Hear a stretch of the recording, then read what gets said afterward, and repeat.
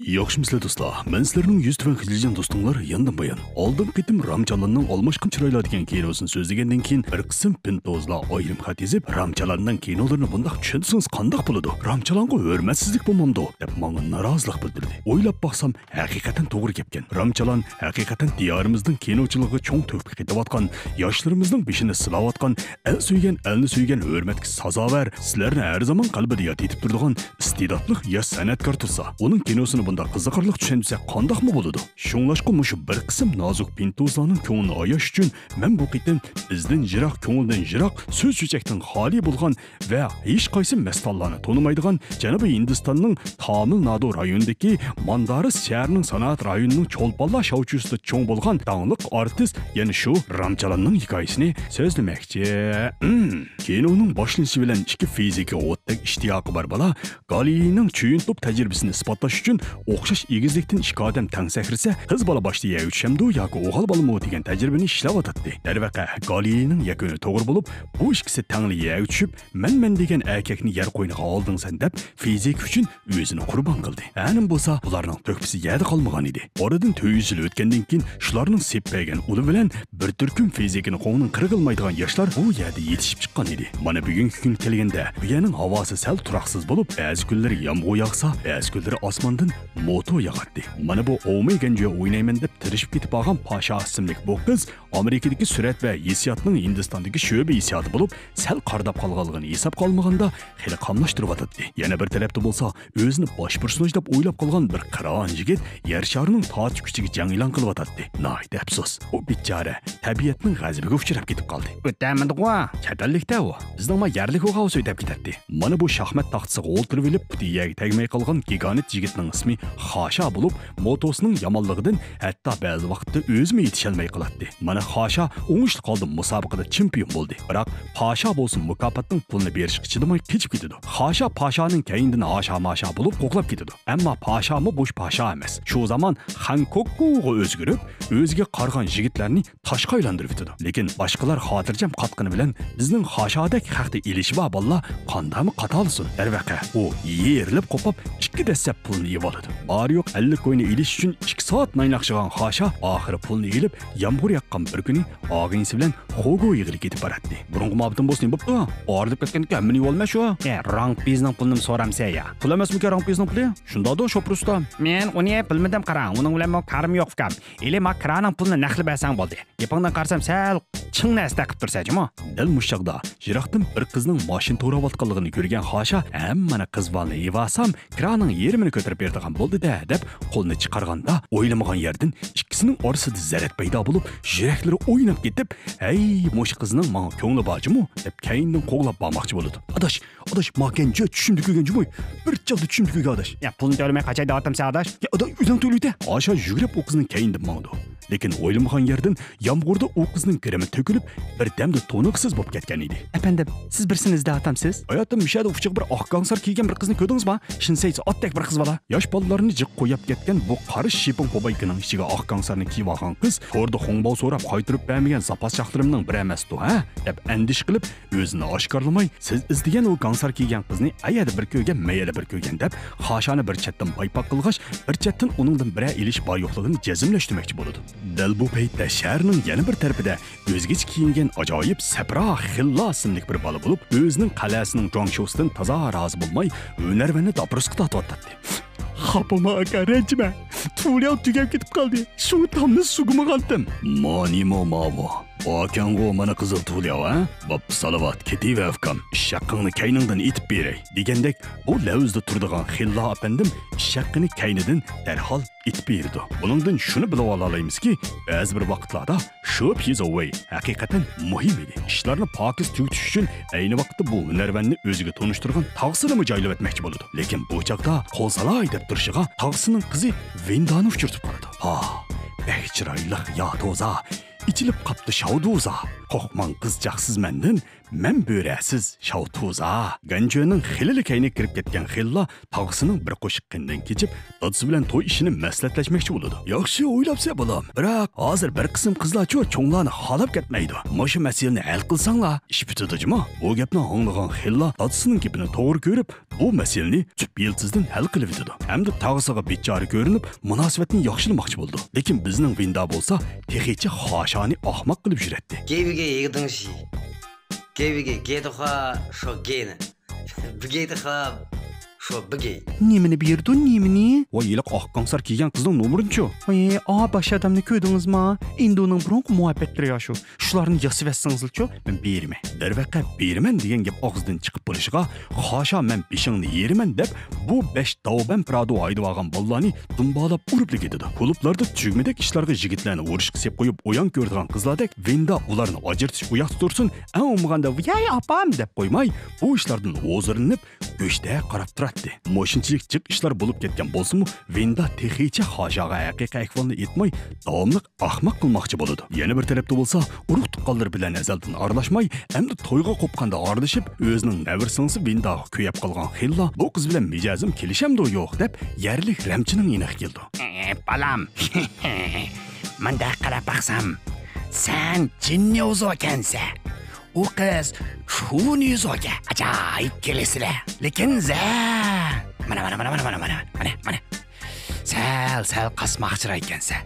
Faqat bo'lmasa, mendak tarinib yasinib shu. Avi cho'ni yuzo degan bak chingiz keladi. Abika Pakistan birasi yasab ketib qolmasin. Voy, mana. Ko'rindi. Nima dedim men? Chiqdi. Qaranglar. Aranglarda sendan azroq bir Pakistan bo'lib aka. Hozir sening cho'ni yuzorangni fur yuzo qilib deb qopdi. Sen o'zingni kaladiv deb yurganing bilan qizchaqning qo'sqiga sunokan kirib qopdi. Amaliyotda bu ramchining deyishicha, Vinda Xillaning oldingi umrida visoliga yetilmagan oshiqi bo'lib, tarix yana qaytlansa, bu umrdimi u qizga erisholmaydiganligidan derak beradi. Bu gaplarni anglagan Xilla ahvolning xilali eg'irishganligini his qilib, bu tahdidni yo'qotmoqchi bo'ladi. Mana bu tahdid dal bizning bosh personaj Xosha edi. Xosha dal Xillaning oldingi umrdagi raqibi edi. Raqiblar tor yo'lda uchrashibdi degandek, ular choyxonada bir jo'za o'ltirib qoladi, lekin bir-birini tonimaydi. Va nima kivag'ning? Kaskan to'yingni hamda qildimi? Qaraganda xilijiq pul tushga o'xshaydi-da. Baldir qopapsachmi? Yo'p kiymidingmi?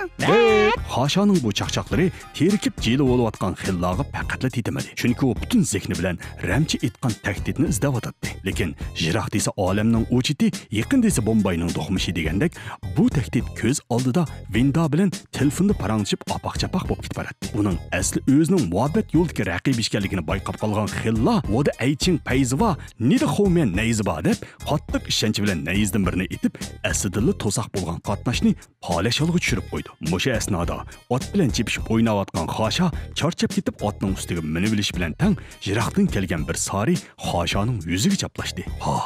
Bu to'lim tonish biroq haqiqiy kuchaning yerlik sopini-ku bu. Kunki oq qansarlik qiz bo'lmi nahmush kucha sopun praytdi. Hozir bunda yerlik sopun ishiltadigan qizlar ajiq emasmi? Cho'qim shu qiz. Mana uyning to'riga ishchan xotin, suyguning ko'riki yerlik sopun degandek, bu sopunning xisilti bilan necha vaqtdan beri izlab yurgan oq qansarlik qizning Vinda ekanligini bayqab qoladi. Hamda u qiz bilan rasmiy muhabbatlashmoqchi bo'ladi. Yoshlik qilgan muhabbat xamliqdan, shoshlik qilgan muhabbat eski tamliqdan degandek, bu ikkisi eski tamliqning orasida uslu o'ynab ketib boradi. Biroq bu ikkisining qiliqlarini Vindaning dadisi ko'rib qoldi. Hamda bu ishdan qattiq g'azablanadi. "Ey, qizimga yaqin kelguchi bo'lma. Men bilmadim hozirgi bolalarni. Naring o'g'il bola sening. Chochlaringga qarab baqa. Bo'p ketgan chiroyingni." Bu gapni anglab g'ururiga yeb ketgan Xosha bo'g'iz qinotsining oldida o'zining haqiqiy nanjin ag'ina ping yo'q ekanligini bildirib qo'yish uchun chiroyliqcha yoqsiga esilib, o'zining qanchalik axloq fazilatlik cho'nglarni hurmatlaydigan esil kuyov ekanligini bildirib qo'ydi. Qinota, g'azab hurmatim bor sana. Qizingni olimi? Boshqa aloyligim yo'q. Men cho'nglarni bak hurmat qilmayman deb hurmat qilmayman. Hurmat qilmayman. Qo'yshaman, dahshat hurmat qilma, qo'yitaman. Dahshat hurmat qilma. Men chingirib kucham vudaka avval, men chingirib. Men qo'shmadim, men qo'shmadim, qo'ydim. Tunigin qilib qo'ygan ishlariga xijil bo'lgan Xosha atsi maxsus kechirim so'rg'ili Vindaning uyiga keldi. Balam, cho'ngish yo'q. Men kechirib etdim. So'rab baqsam, o'zing Өзіңіз неміш қылысыз? 농민마. Yaxshi, 농민 olsanız. Qizim bilan savoqlashmoqchikinlar. 아기朋友. Mundadan. 어디면 농민. Mundadan. Meningmi boshqa gapim yo'q. Shu ko'zimning ochiq vaqtida qizimdan bir xotirjam bo'lsam, o'lib ketsam rostimda. Bu gapni anglagan jiyani Xilla, "Voy tag'a, sening talabing bak oddiy-ka. Bo'ldi, o'zimni murodingga yetkazib qo'yay. Xotirjam ko'z yumayvergin" deb Yamarajoning yeniga yo'lga sap qo'ydi. Hamda bu ishni Xoshaga otib qo'ydi. Vinda bu ahvolni ko'rib qattiq cho'chib ketdi. Hamda Xoshaning tushuntirishini anglamay, dadasini jiddiy doktorxonaga ib mangdi. Xoshami "Voy, yo'q, men qilmadim" demasdan miq o'tirdi. Xillaning qo'lchumoqchilari Xoshani tutib oldi. Lekin qandaqmi bundaq tapından o't yenib turadigan bolalarni besib tura olsin.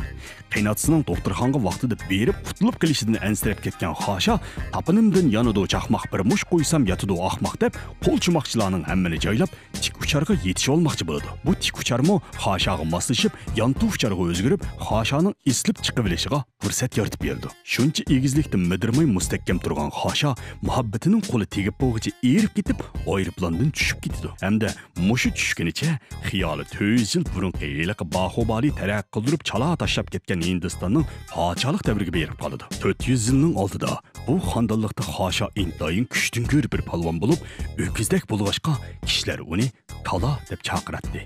Vinda bo'lsa 400 yil avvalgi bir diva ismli malik edi. Aksicha odamni hayron qoldirgani odamning askisi bo'lgan Xilla diva malikining bo'g'iz eri hamda taxt varisi Ranxo edi. Kala bo'lsa har vaqt Kalada qarab turadigan xonadonlikning qarovuli edi. Efendim, matamga qarang. Yangi tufulyobaga yamavi. 7 tal oq chekib turdi. Ma yamonlikning bisharti jumo. Chivinning poqimi kevo. Ya, chivinning poqimanda ahummaydi. Men bunda rattik chiqqan chivinning poqini ko'rmabdiman-ka. Ishqilib bir chataq va jumo. Uning parizi to'g'ri edi. Jiroqdan bostirib kelayotgan qo'shni elning podshosi Shirxon bu yerni yutib olmoqchi bo'layotgan edi. Moshundaq jiddiy paytlarda bo'g'iz eri bo'lgan malika Kalaga ko'z tashlab uni ozdirishga tirishyotdi. Bu ishni payqagan Ranxo qattiq ochiq keldi. Lekin yana kang qo'saqlik qilib, podshohga bu ishni aytib chiroyli jalb qilmoqchi bo'ldi. Ey balam, deganlaringning hammasi to'g'ri. Qizimni senga ib beraman desam, nima qilgani bu?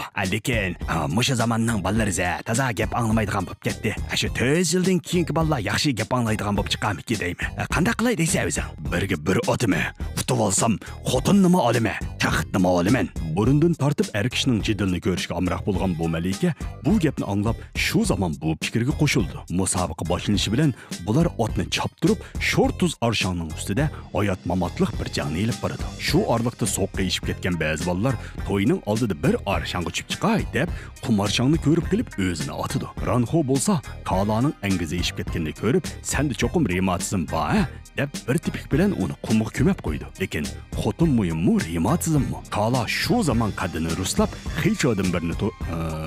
xiymadan birini to'rab, kaynidan qo'g'lab yetishib oladi. Hamda uning qo'lida malikaning "Voy nomusom" deb o'zini to'rib oladigan yiliq sarisini yulib ilib, oxirgi nuqtaga yetkazib, 2 kishilik musobaqada intayin sharaf bilan oxirdan sanaganda 2-chi bo'lib qoladi. Orjisini buniga taqab qo'yib musobaqa ko'rayotgan malika kaynidan sanaganda chempion bo'lgan Ranxoni rag'batlantirish uchun xalqlarga uni ishik oldigacha qizg'inlik bilan ustib qo'yishini buyurdi. Murodiga yetgan malika Kalaga qarab cho'nqur bo'lmog'ir xiyollar uchib ketdi. Hamda xiyolda bir to'p qizlarni furjanti qilib, shirim desa shirim deb Kala bilan bir turkum tabiat qonunlariga xilof bo'lgan harakatlar bilan usulga uchib ketdi. Ular go'ida cho'rikka yo'linib o'ynasa, go'ida cho'rgilib o'ynaydi. To'yga qiz tarafning o'ziga eng yangi yuya pildan birini qo'yganligini ko'rgan Kala xo'shalligida o'sirib osmonga chiqib ketdi. Mana bu muhabbat nima degan oddiy ham qo'pol, ha? Mana ay beni gömeyle ötküzdeydi. Olmasa doğrayman deb muhabbetinglarning dumbisini kesib olmanglar. Mana bu ko'rinishdagi daraq bularning muhabbatga qoqjirab ketganligining ifodasi edi. Mana bu ko'rinishdagi zambirak bo'lsa, bu zambirak bo'ldi. Bu yerdan o'tib ketaylik. Bu muhim emas. Lekin amaliyotda bularning hammasi ishlarni murakkab ham jiq o'ylaydigan qizlarning bir vakili bo'lgan malikaning xiyollari edi. Lekin orzu boshqa, orzugul boshqada. Podshoh bu qizning bu orzusini bayqab Kalaga nasihat qiladi. Odam, o'zing Kaladek sog'lom bo'lganing bilan sening dadang, buvang, cho'ng buvang hech qaysi 30 dan oshgan emas. Bir to'y qilib bolla yuz ko'rgan bolla emas-ku. Әмісі мен нәден кеп қалдым? Бұл мұйым емес балам. Мұйымы қызымны саңа бәсәм. Сәмі пөккені кетіп қалсаң, қызым тұл қалыды. Оны ялғыз ташап кетішке. Қандамы көзің чыдайды. Бұл гәпләрні тоғыр деп білген Кала, Мәлике білән таң өзін ярдын еті біліп, 30 ешіда вапат болады. Вәт, мүмкін мой, нәдунда асаш болсын. Біздің Ранхоби бейкач әмәс, көз аңлағы Шанхо көрініп атамда, олыдыған қызы башқы бірсіге күйіп жүрген бұл мәзгілдерде, о қетейқініп чәтәлті дөгініп, чәтәллік падишah Ширханды башлап, өзінің хандаллықы вә мәликсін татып біліш үшін нұрғын әскерлері білән астырып келіп, бір талқыны қеп қалған бетчәрі қайыр падишahны көзден yoqtып, хандаллықны қайт қолға еліп алады. Тәлиге Мәлике білән Кала taqib bir to'p odamlarni boshlab Xunshajon tushkini ketgan edi. Malika o'z qo'li bilan chashma rasm qilib, to'yning haybosini yasab atadi. Kala bo'lsa sozchilarni boshlab, qiz ko'chaganda qo'ydigan muzikani repeat qilib atadi. "Maying Xunshajorimiz qandaq bo'pti?" Bu Xunshajon endi. "Oy, bu nima shub ketdi? Raketa?" "Yo'q, to'yisini oldi raketa nima chiqsin?" "Oy, İşidim bir adam bakın kutuğa. Anla bakalım ne dedi ki? Bu menin küçükkinden bir kadımım. Lekin insanların bir çoğun kadım. Ay. Ağine ketip kaldın. Bu sen deydiğin gep emas. Amsterdam tek tuğulmadı. Ne geptin özleri? Ezipti ben. Bir top mihmallar öpür töpür kelevatıdı. Restoranda orun yetmez mi ki? Qancha jo'zi bo'lgandan, qo'liga suv oldigan bolalar tayyor turinglarchi-mu? Bu gapni anglagan Malika, o'g'illar bekchiq ketdi-mu deb restoranning pulini o'zingiz to'lang deb kayniga o'tib oldi. Amaliyotda kelayotgani to'y o'yiniga kelganlar emas, balki to'yni buzmoqchi bo'layotgan Ranxo va u boshlab kelgan chatallik Shirxon edi. Yigit tarafning bolalariga o'rin bormi? Ya o'rin qolmadi.